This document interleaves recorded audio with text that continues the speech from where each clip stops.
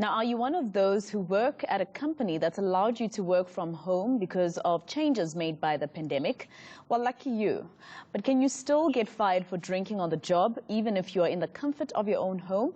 Well, let's find out more from Bongani Masuku, Director of Employment Law at Cliff Decker Hofmeyer. Mr. Masuku, thank you very much for joining us here on eNCA. So I asked the question there earlier, can one be fired for having a glass of wine or two while working from home? Good morning, very well, and good morning to the listener, watchers as well. To answer the question very briefly, the answer is a simple yes, and a person can still get fired for drinking on the job, even though they're working from home. And there's a number of reasons why that is the case in terms of South African law specifically. And one of the main reasons is obviously health and safety in the workplace, which is quite a big, an area of big focus in terms of our law. And the Occupational Health and Safety Act, Section 8, provides that an employer has an obligation to create and to maintain a safe working environment for all its employees.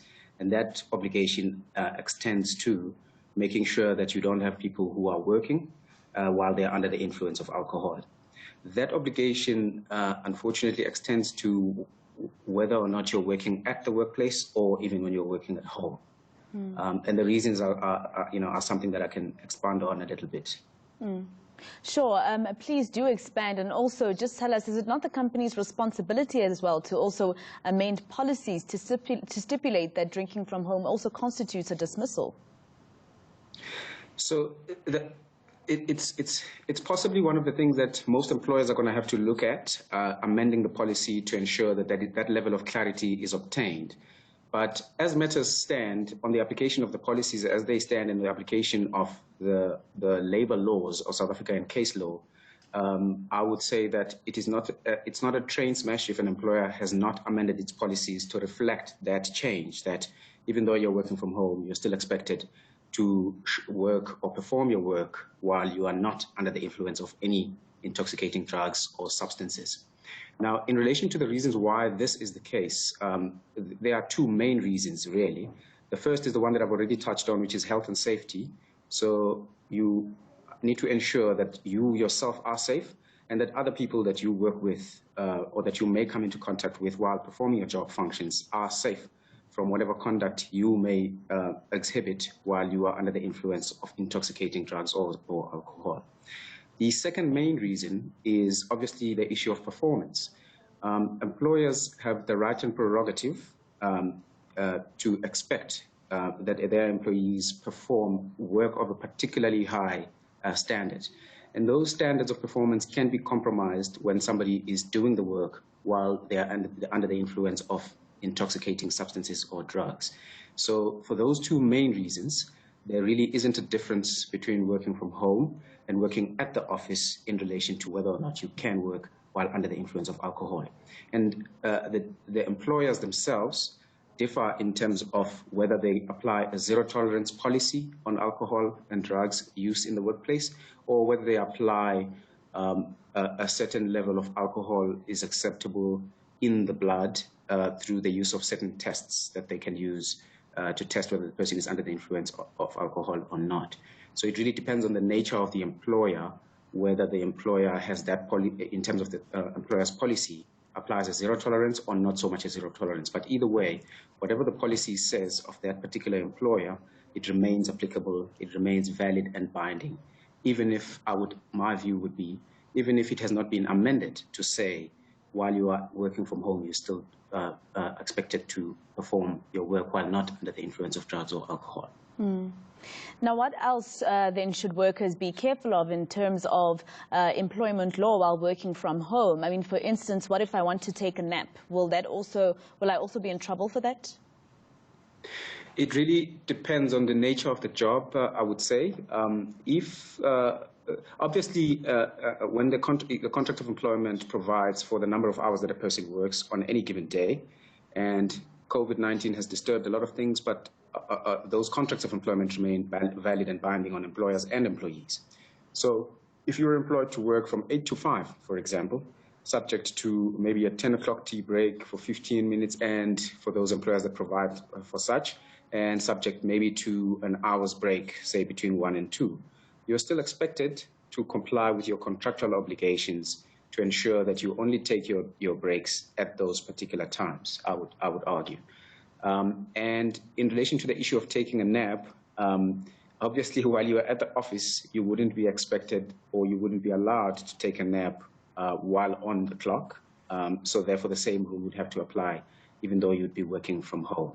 There is a lot of flexibility, obviously, in relation to sort of some specific types of employees. So employees in professional services, et cetera, have a relatively much more flexible working arrangement than, say, for example, people who work in the mines and who operate specific machinery, et cetera, which may or may not require that the person who operates the machinery be sitting in front of whatever controls they use or whatever methods of controlling that machinery they are able to use while working from home.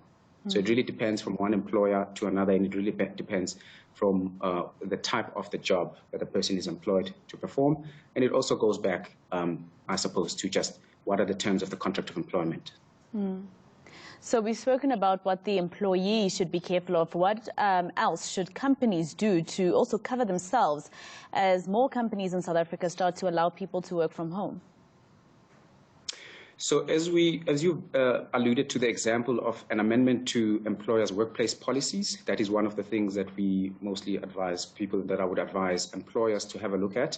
Consider reviewing your policies in light of the current new normal that we're working under, and consider which of your employment workplace policies have been rendered a little bit superfluous or academic or no longer workable or impracticable under the current circumstances that we have to perform work under. The other thing, of course, is I would caution employers in relation specifically to the issue of the use of drugs and alcohol in the workplace to remain constantly aware of the distinction between incapacity, which is something that the Labour Relations Act provides for in relation to injury or ill health, and the use of drugs and alcohol that can, in some specific instances and circumstances, be considered to fall under that arm of the Code of Good Practice dismissal, i.e. incapacity, where it is proved that it is in fact an illness or a dependency or something along those lines.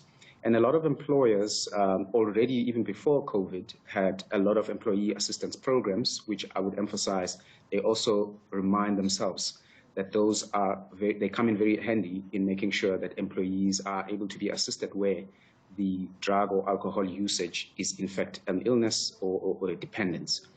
But those are things that the policies or the employee assistance policies and programs provide specifically for, to say, for example, mostly an employee would be required to come forward and mention that they've got a problem such as this, or they can be picked up through either one of a number of ways that an employer can specify in those employee assistance programs and policies.